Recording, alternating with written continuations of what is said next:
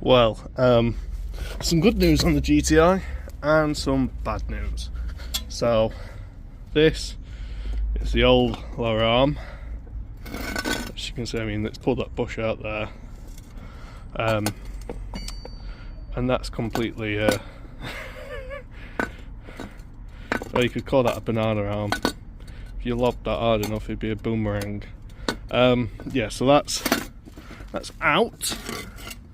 And new one is here, which looks very nice.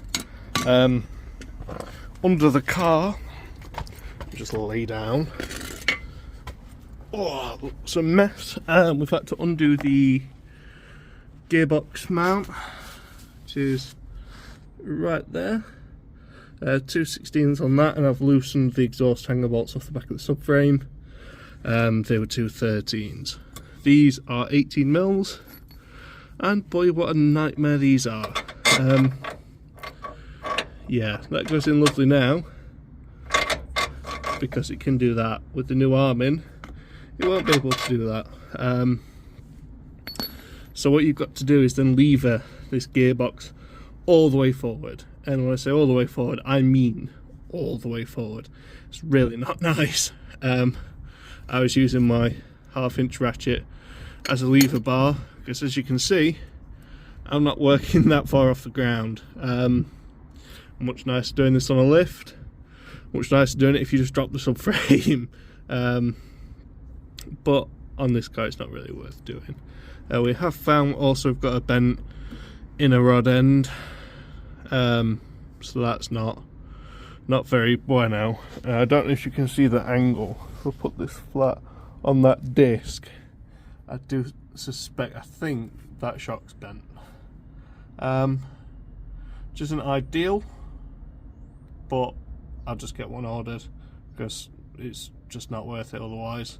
But yeah, so this arch line, that'll definitely go again. I just want taking off and plastic welding. Yeah, that's where we're at. So well, this ball joint, it looks okay. There's not really much play in it, so this will go again. Just yeah, replace this bottom arm now, get this new one in, fit it up, and see what this looks like. I suspect, like I say, this shock is toast if this wheel's pointed at such a dramatic angle. Yeah, but lucky me, I ain't got a full complete part number. I don't think it's an electric one. I just think it's a broken one. So we'll see what I can manage with that. Cheers. So welcome back. So yeah, on this one now, we've replaced the bottom arm. Seeing there, nice and shiny. But that's not sorted our wheel issue. Our hub is still canted over. I do believe if we look through this way, that shock looks quite bent. Don't know about the rod of the actual shock, but the shock body itself looks like it's got a gradual curve to it, which is no good. I did think about the hub itself, but I do believe they're cast, and if that was going to break, well, it wouldn't bend, it, it'd snap. So yeah, I think this shock could be the next point of failure. Next week is point. Obviously our track rod's bent as well, so we've got a new track rod to do today, a new drop link for this side, because this will obviously not be very happy. And it just, if I'm doing the shock, I might as well do a drop link. So yeah, that's what we're up with today. So I'm gonna get this pinch bolt. Hopefully I've got my hub spreader tool for this, otherwise I'm getting the hammer out. And yeah, let's try and get this shock absorber out. So guys, obviously starting to rain, which is never ideal. Second jack out under the bottom arm for this hub. First jack, I mean, it's so handy having two trolley jacks, like that one being a bit taller and that one being low profile. But this is our shock that's come off the car. So I don't think you need to be a genius to work out it's bent from that point. It's bent quite badly. Yeah, a proper banana piece there. I mean, if I line it up with that, there you go. You can quite clearly see. If you can see that there, it disappears. So that, I do suspect is why. It's even bent again there. Bend. I think this is why our hub was canted so far over. Now the dust seal on this one is quite nice, so I might cut this off and put that in with the other shock absorber, because I bought that used from Cinetic in Doncaster, purely because it's the quickest one I could get that had a top mount and a spring on it, and not be like 200 quid. So, and the colours match as well on the new spring. It did come off a GTI, so I best get this in. Well, to get to this point has been quite the adventure. Yeah, so we now have the wheel on. The wheel looks right. It sat out this way a little bit because it's there. It just sat funny because it's on stones and all that jazz. But we've got a completely straight shocker on. The wheel's on. A nice flat surface there. So the shocker in there is a genuine piece. See me? Hello. Yeah. So I've got all that in. Now I could have done with a hub spreader tool. I do have one, but it's currently in my Mark 1 VRS, which is not here. So not very helpful. But yeah, got that on. So a new bottom arm and a new shock absorber has done that. Now you might see spring compressors.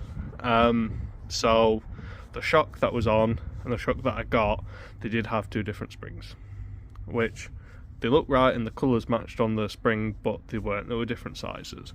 So yeah, not my favourite tool by any means. I absolutely detest these, but needs must. I also needed them to compress the spring to get the shock in the actual hub there, because the way the old one had bent, the piston of it and the top mount were sitting a lot lower to the body than this new one. So even with the same spring on, I took the old one out, not a problem, went to put the new one in and went, okay. Yeah, almost had to take the hub off. But we got there in the end, so that's all good. But next problem is that the steering rack needs to be replaced. So I'll show you that and we'll come back in a little bit. So guys, now we know it needs a steering rack. The first thing to do on one of these is to remove the steering rack internally. So yeah, that's what we've done. One 13mm bolt, and then that just pulls off of there, off that spline shaft. And yeah, we should now be able to get underneath, undo the steering rack from the subframe, undo the track rod ends, and get the old steering rack out. So yeah, we'll do that. Evening all. So the keen-eyed among you might have seen that the subframe is attached to the car. Even though I did such a lovely job of replacing this bottom arm whilst it's still on the car, turns out this has had to come out.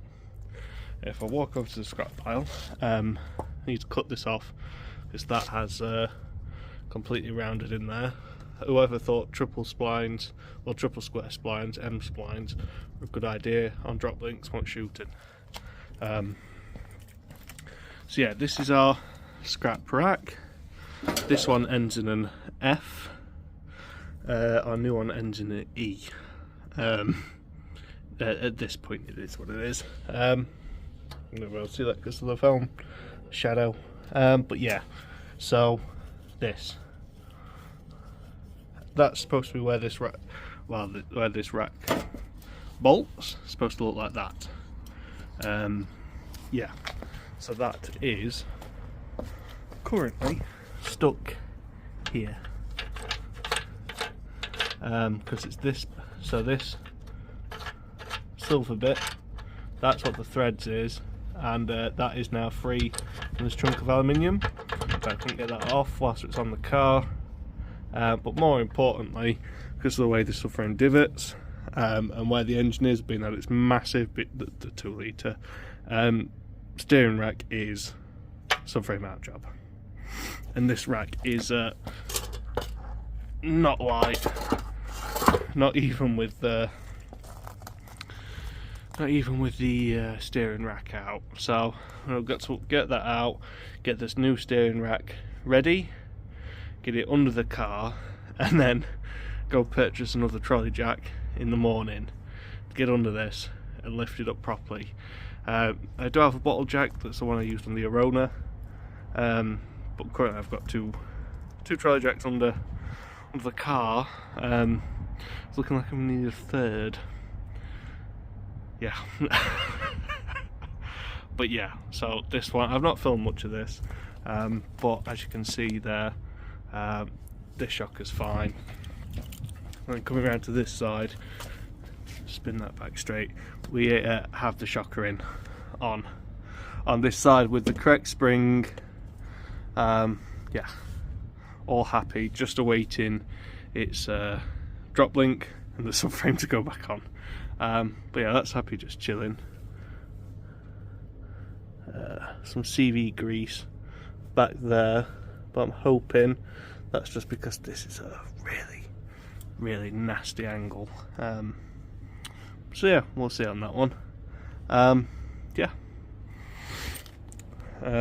Disconnected the battery because we're unplugging electrical bits, and yeah, so whilst you can't see very much, I'm going to end this because it's, well, that's the time. It's not the date, but that is the time. Obviously can't quite see my breath, but it's cold, it's dark, I just want to crack on.